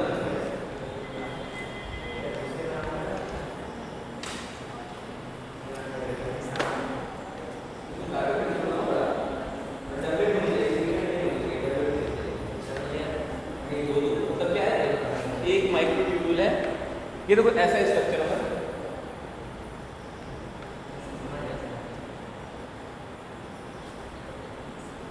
ये माइक्रोट्यूब्यूल है। ऐसे ऊपर से देखना है हम लोग, सिर्फ ये वाला पोर्शन दिख रहा है, एक डबलेट, ऐसे 9 डबलेट होते हैं, ठीक है, और सेंटर में 2 होता है, हाँ यूकैरियोटिक है। तो इसको हम लोग बोलते हैं 9+2 अरेंजमेंट, 9+2 अरेंजमेंट, क्योंकि साइड से पेरीफेरी पे 9 है और सेंटर में 2 सिमुलर है, ये 9 डबलेट है और 2 सिमुलर है, तो 9 × 2 18 हो गया, बीच में 2 20, तो 20 माइक्रोफिलामेंट होते हैं। टाइम हो गया, चलो ठीक है, कल आगे इसको करेंगे।